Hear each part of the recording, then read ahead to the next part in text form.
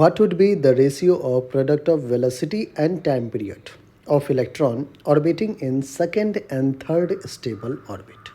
बच्चों हमें ratio calculate करना है किसका, तो product of velocity and time period.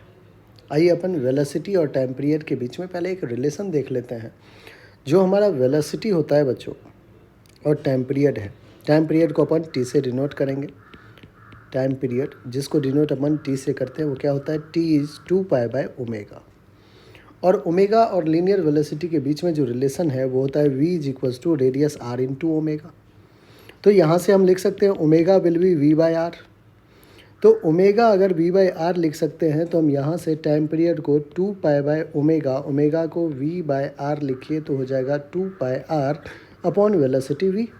ठीक है, टाइम पीरियड का एक्सप्रेशन बच्चों तैयार है, 2πr अपॉन वेलोसिटी v। आगे बढ़ते हैं। अब टाइम पीरियड हो गया और वेलोसिटी, इन दोनों का प्रोडक्ट करना है। तो product of time period and velocity देगा क्या वो देख लेते हैं। तो टाइम पीरियड है 2πr/v into velocity v। v ने v को कैंसिल किया, 2πr। मतलब जो प्रोडक्ट है t इंटू वी का वो 2πr आ रहा है। अब r में क्या है, r रेडियस है। ध्यान से देखिएगा, कह रहे हैं कि electron orbiting in second and third और स्टेबल ऑर्बिट्स। हमें क्या करना है बच्चों, आर रेडियस तो प्रॉब्लम में दिया नहीं है। प्रॉब्लम में तो दिया हुआ है एन की वैल्यू, n इक्वल्स टू 2 और n इक्वल्स टू 3 के लिए प्रोडक्ट निकालना है। तो हमें r का n के साथ जो रिलेशन है वो इस्टेब्लिश करना पड़ेगा।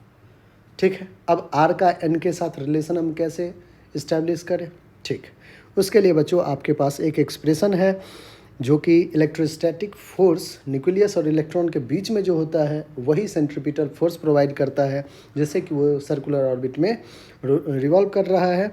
तो आप क्या लिख सकते हैं, कूलम्ब्स लॉ से के ई स्क्वायर अपॉन रेडियस का square is equals to mass M V स्क्वायर/r। ये एम वी स्क्वायर/r बच्चों सेंट्रीपिटल फोर्स है। कई बार बातें कर लिए हैं तो ज़्यादा डिटेल में अभी आगे बढ़ते हैं। नेक्स्ट है एंगुलर मोमेंटम क्वांटाइज्ड होता है, M V R equals to N H upon 2π। हमें बच्चों रेडियस का एन के साथ रिलेशन चाहिए, हमें वेलोसिटी से अभी कोई लेन देन नहीं है। तो हम वेलोसिटी को लिख सकते हैं एन एच अपॉन 2πmr। कोई दिक्कत नहीं यहाँ पे। इस वेलोसिटी को मैं कहता हूँ कि यहाँ पे पुट कर देते हैं। कैंसिल आउट क्या हो रहा है, एक आर ने एक आर को कैंसिल किया। के ई स्क्वायर/r is equals to mass M, velocity का स्क्वायर है, that means N H upon 2πmr का स्क्वायर।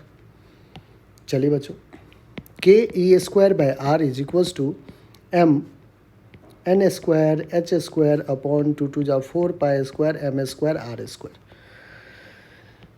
देखिए, एक आर ने एक आर को भी कैंसिल आउट कर दिया, एक मास ने एक मास को भी कैंसिल आउट कर दिया। जो एक्सप्रेशन यहाँ से आ रहा है बच्चों, मुझे आर चाहिए एन से रिलेटेड। ठीक है, आर एन को रिलेट करना है। ये जो डिनोमिनेटर में आर है उसको आर एच एस भेजिए, सॉरी एल एच एस भेज दीजिए।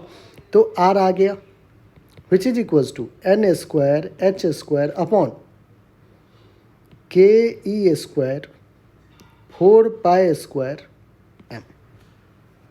आई होप यहाँ तक आपको क्लियर होगा बच्चों। यहाँ पे अगर आप इसको देखें, एच स्क्वायर अपॉन के ई स्क्वायर 4π एम स्क्वायर, ये सारे कांस्टेंट हैं। आप कह सकते हो कि R is directly proportional to N square. R is directly proportional to N square. N का ही तो स्क्वायर आ रहा है बच्चों, एन का स्क्वायर पे डायरेक्टली प्रोपोर्शनल है।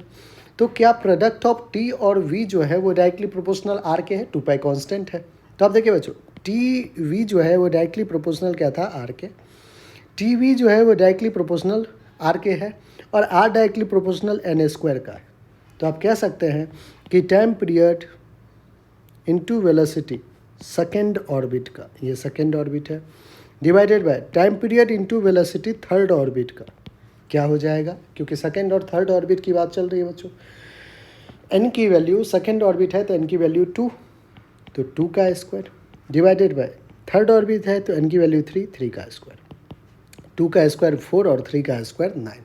तो 4/9 आपका बच्चों बिल्कुल क्या है, करेक्ट ऑप्शन है। आई होप हर एक स्टेप, हर एक रिलेशन आप अच्छे से डिड्यूस